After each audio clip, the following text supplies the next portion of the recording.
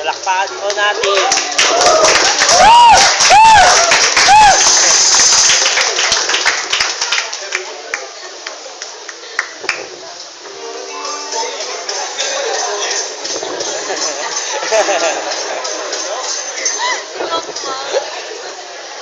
Ang galing niya, no? Nagyaron?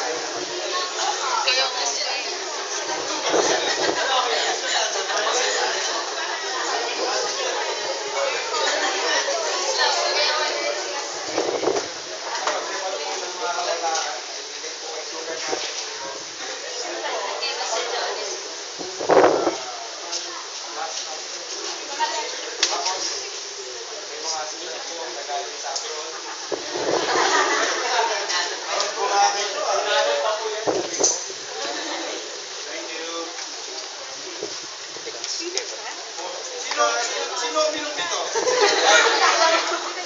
Paul Mason po.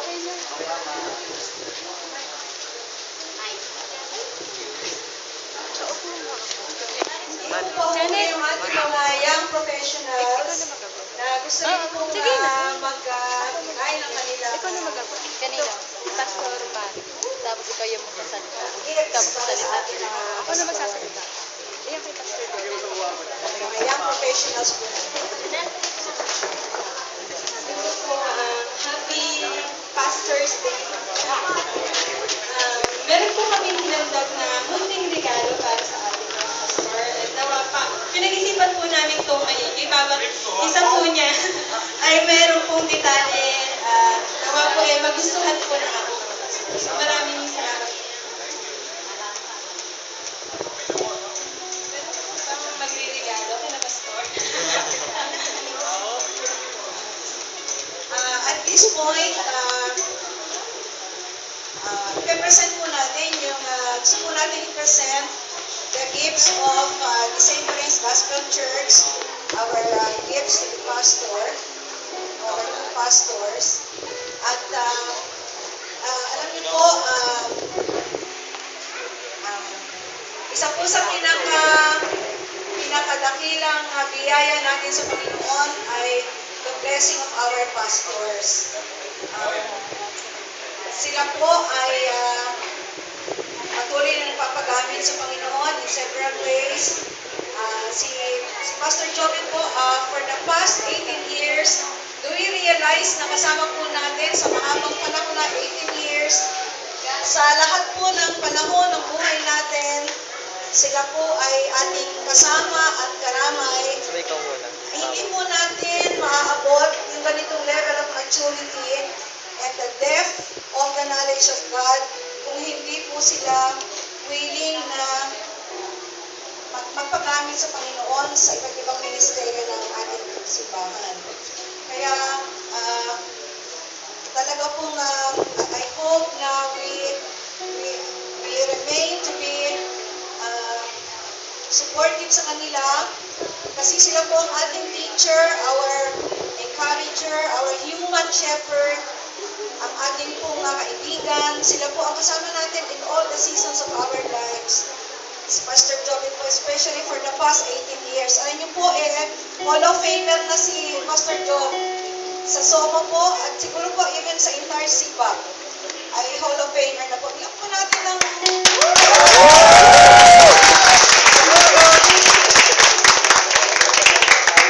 bago po ako maiyak dito at magdrama, tinatawagan ko po yung ating pong church treasurer, si Ate Chi po, to present the church gifts to our pastors.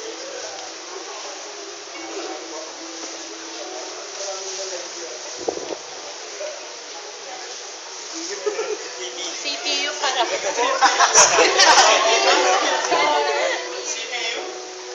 Keyboard yan, kuya. At syempre po, hindi po natin makakalimutan. This morning, gusto po natin i-acknowledge ang presence sa atin ni Pastor August Bantayan, kasama po si Joey, from Bangkal Baptist Church. Sila po ay ginagamit ng Panginoon kung sa kanilang iglesia sa Pasay. We would also like to give them our gift. Pastor, God bless you po from our hearts.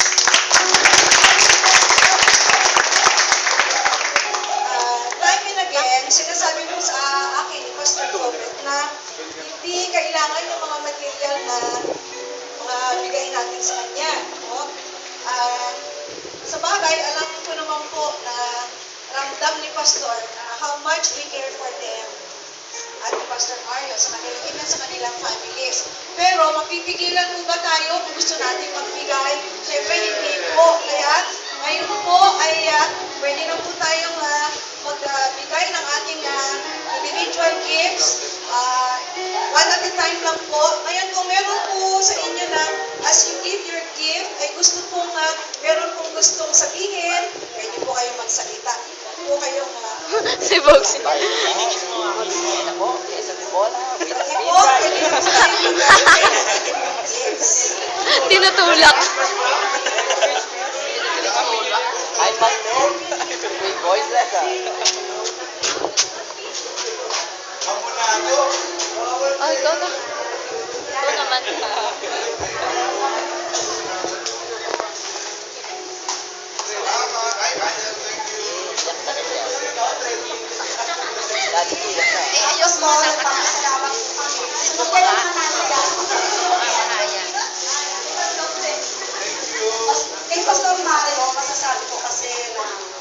kami, una sa nag-PS sa amin, doon kami natutong kumilala rin sa Panginoon, kung paano sumunod, tinuruan niya kami manalangin, kung paano, at kung paano lumapit sa Panginoon. Pati pagsamba, tsaka makihalubilo sa mga tao, sa kapwa. Doon kami nahubog sa bahay at nadala kami dito sa sambahan natin. Maraming salamat, Pastor Mario. Kasama kami. Nakikinig ka ba?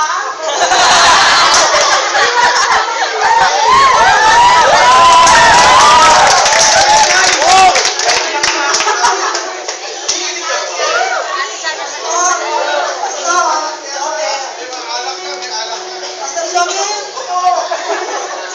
ano po, salamat po sa inyong generosity. Alam namin, lahat kami,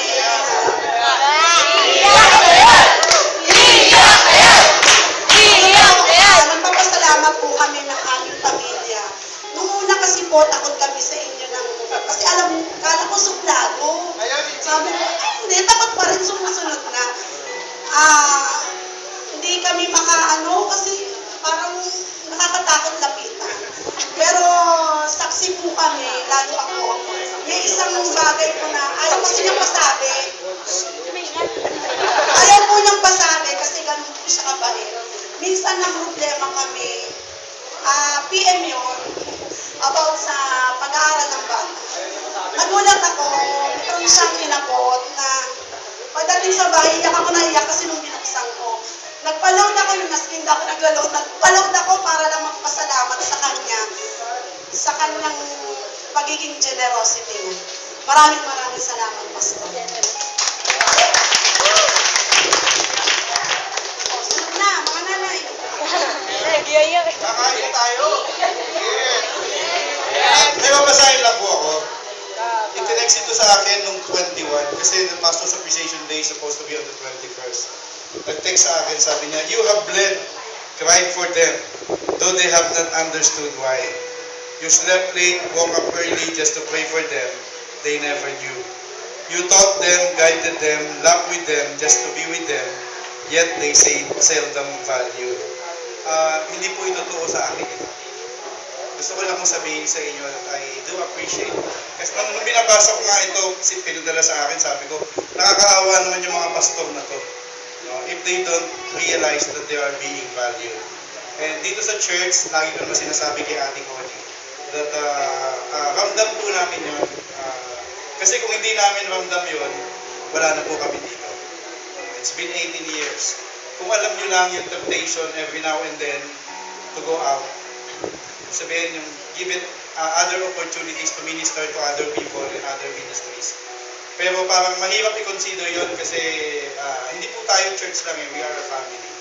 And that is one thing na na-appreciate ko. Just recently, hindi pa sinasabi kay Ate Conce, somebody asked me ulit, tapos sabi sa akin, Pastor, baka po, tapos pag-pray nyo, sabi niya, hindi mo ba pumasok sa isip nyo?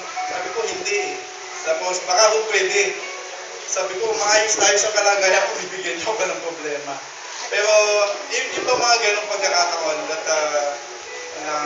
na inilalagay din ng Panginoon. So, I'm very thankful kasi at least dito sa simbahan, we know, alam din ni Pastor Mario, that hindi tayo perfecto, pero at least we know how to value each other. And for that, I'm very thankful and grateful sa Panginoon. So, salamat po. Ayan, tapos na. Kasi Mario, bumawi ka na, i-reward mo yung church. Pakiusap lang po ni Pastor Mario pag nakita niyo pong sinasaktan siya ni Daisy. May video yun. Nakunan. Nagbibiruan. So, una-una, nagpapasalamat kami. Kahit na ilang taon na ako dito sa Savior Race, nakita ko yung pagmamahal sa amin, Pastor Joel. So, tama yung sabi niya, hindi naman kami perfect, pero nagpapasalamat kami dahil nandiyan kayo lahat. Siguro kung wala kayo at hindi kayo nanalangin sa amin, ay wala rin kami rito at hindi nakatayo na matagal dahil po sa inyo. Kaya maraming salamat po sa inyo lahat. Sa support nyo, sa hindi man po namin nakikita yung pagsasalita nyo sa amin. So, nagpapasalamat kami sa inyo. Maraming salamat. Nawa, panalangin ko rin, no? Kung gaano tumagal si Pastor Jobet dito sa Savior Race, ganun din yung itagal ko rito. Na putin-puti na yung buhok mo. Medyo hindi makikita yung puting buhok dahil nagpa-pay na ako eh. So, nawa, pumuti pa. Nakita pa rin na si Ronnie, ugod-ugod eh. Nawa, makita pa rin natin na dito pa rin ako sa Savior Race. Salamat po sa Panginoon. Just an appeal. Kung may mga kaibigan, kakilala kayong pastor, please pray for them. Please pray for them. Hindi po madali. Siguro, sinasabi ko yan, kung yung iba sa inyo, in-announce naman natin sa prayer meeting, yung isang pastor natin sa South Manila, si Pastor Jake, ay na-diagnose na siya, stage 4 cancer. Alam nyo, isa sa pinakamalungkot na aspeto ng buhay ko nung dinalaw namin siya a day before na malaman niya yung condition niya. Nasa hospital siya sa PGH, dun sa ward na 42, ilang beds nung isang ward na gano'n. Kasi ang number niya 41. Mga 50 beds, no? 50 beds, tapos nandun yung isang pastor. Naka-shorts, naka-electric pan. Alam niyo, nung nakita namin siya, ako kasama ko si Pastor Jess, tsaka si Pastor Mike. Hindi ko lang pinaalam sa kanya, pero awa-awa ako sa kanya. Kasi he is a man of God who has served the Lord. He may not be perfect, no, hindi mo tayo perfecto. Pero nung mga times na gano'n ang buhay niya, hindi ko sinasabing hindi siya ina-attend ng metro. They are doing something. In fact, isang bagay po na ginagawa ko ngayon is talking to the leadership ng MBC para tulungan yung pastor nila. Pero tandaan niyo mga kapatid, yung iba sa inyo nagtatrabaho. No, meron kayong mga dividendo pagkatapos ng pagtatrabaho ninyo at the end of your life. Pero yung mga pastor at the end of their life, sometimes kung saan-saan sila pinupulot. No, so just pray for pastors. And the temptation also is very great to move out of the ministry. Diba? So, kaya minsan walang umuulit o walang miyembro ng pamilya na gustong sumunod. Andun yung temptations, nandun yung struggles. Pagkatapos, minsan sa time din ng testings ay, again, sabi ko, hindi ko yun nararanasan dito. Sa mga time ng testings ay they are left alone. Or sometimes they feel alone. They feel alone. So, please remember them also in your prayers. So, yan, si Pastor August. Alam niya, hindi po ganun kadali. No? Ang pinakamasarap na bahagi ng pagiging pastor is yung alam mo that what you are doing sa Panginoon is appreciated. At yun, salamat po sa Panginoon sa SRGC. No? You've been a very good family. At nawa, pagpalain pa kayo ng Panginoon, yung mga bata, sumunod sa magulang. At yung mga magulang, huwag sumunod sa mga anak. Maswerte ko. Salamat po. Thank you.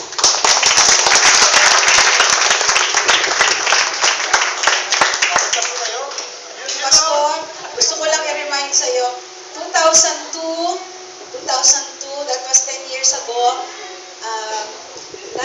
biglang kausapin ako ni Pastor at sabi niya, parang God is opening a new door for them. Pastor, alam mo naman kung paano ko iniyakan yun. At awa naman ng Diyos, by God's grace, after that, kasama pa rin natin si Pastor. Kaya Pastor, kung ayaw mo naman ako atakihin, awa ka ng anak. Totoo po yun, totoo po yun. 10 years ago, talaga po ako nag-iyak talaga. Buti na lang po, ang Panginoon po ay mabait sa ating pong iglesia. Kaya, salamat po. Meron pong binanggit si Pastor kanina about prayer. I hope na tayo pong lahat ay nare-remind. Kasi, alam niyo po, every night, hindi po kami ni Boxy, kasi kami po madalas magkasama sa gabi, na hindi pinananalangin ang ating pastor, dalawang pastor ng kanyang pamilya. Hindi po natatapos ang gabi na hindi po namin sila pinananalangin. Kahit anong sitwasyon, sila po ay inaalala sa panalangin. So I hope, inire-remind ko lang po sa ating lahat, sana po hindi lang tuwing merong karamdaman o merong pangangailangan, natin sila aalahanin sa pananalangin. Sana po we make it a discipline na bilang pagtanaw ng utang na loob, a debt of gratitude at pag-expression of our love sa kanila, bigyan po natin sila ng spiritual gifts na ibibigay natin araw-araw ng ating buhay. Gusto ko lang po i-remind sa ating lahat, it's our responsibility sa ating mga spiritual leaders. So, challenge ko po kayo na alalahanin po sila sa tuwina, araw-araw po sa ating pananalangin. Kaya ngayon po, bigyan po natin sila ng spiritual gift. Tinatawagan ko po si Dr. Oan to lead us sa pananalangin sa ating mga pastor. Tumayo po tayong lahat.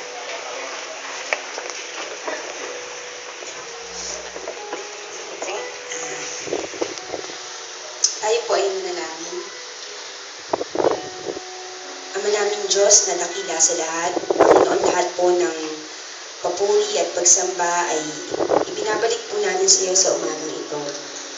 Panginoon, ang aming pong pagdiriwa ngayong umaga para po sa aming mga pastor ay ginagawa po namin upang una sa lahat, Panginoon, mag-glorify namin ang pangalan mo. Pangalawa, Panginoon, para express po namin sa aming mga pastor how much the church appreciates them, Lord, and how much we love them, Panginoon, as a family. Kaya, Panginoon, nagpapasalamat po kami sa opportunity na meron po kami, Panginoon, to celebrate this wonderful occasion with them. Salamat po, Panginoon, dahil meron po kaming kalihaan na magpasalamat din po sa kanila pong mga efforts, Panginoon. Alam po namin, Lord, that their labor in you, Panginoon, will not be in vain. Na lahat, Panginoon, ng mga pagpapagal po nila, Panginoon, nakakita man po namin o hindi, alam po namin ay ibabalik mo po sa kanila, Panginoon, 100-folds. Panginoon, salamat po sa ilang taon, Panginoon, na binihiyaan mo kami ng mga pastor na talagang ginaguide po kami, Panginoon, sa aming pong mga spiritual walk, Panginoon, with you. Salamat po, Panginoon, sa kanilang pursuit for learning, Panginoon, because we see, Panginoon, that they also try to excel, Panginoon, para maibahagi po sa amin yung mga doctrines, Panginoon, yung mga mensahe mo sa mga Bible studies namin, sa amin pong mga Sunday school, sa mga messages tuwing Sunday, Panginoon. We see, Panginoon, that your wisdom has always been upon them, Panginoon. And tinatranslate mo, Panginoon, yung wisdom na yon sa pamamagitan po nila, naiintindihan po namin, Panginoon, yung mga salita mo. Nagpapasalamat din po kami, Panginoon, that you have been sustaining them, Panginoon, with your strength, Panginoon, spiritually and physically, Panginoon. Kahit doon nakakaramdam ng mga sakit, Panginoon, dalangin po namin ang pagkapagaling mo, Panginoon, para sa kanila. Salamat po, Panginoon, dahil nagiging kasiyahan pa sa amin, Panginoon, ma-remind isa ng mga sakit, Lord. Wala po silang malulubang sakit na hindi po namin sila kailangan dalawin sa ospital. Nandito po sila, Panginoon, kasama namin naglilingkod sa iyo.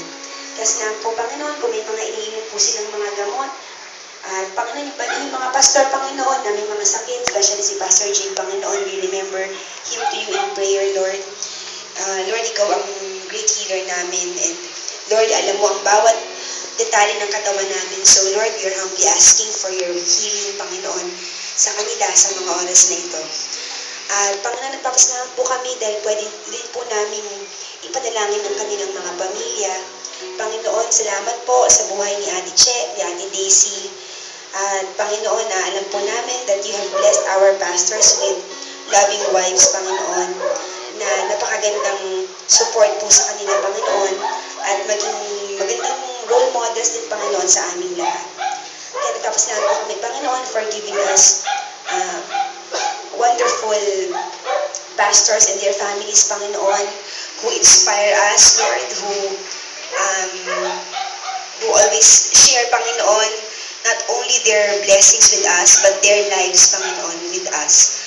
Lord, we are looking forward to spending many, many more years, Panginoon, together with our pastors. Lord, we are co-workers with you, Lord. And sa pagtawag mo sa aming lahat, Panginoon, gusto po namin sumama sa mga plano mo pa, Panginoon, sa aming iglesia. At gusto po namin, Panginoon, na suportahan ang aming mga pastor sa inililid mo, Panginoon, ng mga plano pa para sa aming church, sa visions mo, Panginoon, sa mga blessings, even sa trials, Panginoon, na darating pa sa aming iglesia. Lord, as one body, Lord, as one family, we are now declaring, Panginoon, that we are here, Lord, to work with our pastors all the way, Panginoon. All for your glory, Father God. Lord, muli po, ibinabalik po namin sa iyo ang lahat ng kapurihan, Lord, lahat ng mga pangailangan ng pastor namin, personal man, Panginoon, ano man yung mga kanilang hindi po maibanggit sa amin, Panginoon, na pangangailangan nila. Katagpuin mo po sila, Panginoon. And may they always feel your abundance, Panginoon, sa kanilang buhay. And may they always feel love, Panginoon. Kahit po hindi namin mabanggit, Panginoon, nawa, Panginoon, mararanasan po nila sa iglesyang ito. And may we never fail to remind them, Panginoon, how much we love them. So, Lord, marami pong salamat sa iyo, lahat, Panginoon, ng pasasalamat, pagpupuri. Binabalik po namin sa iyo sa pangalan ni Jesus. Amen.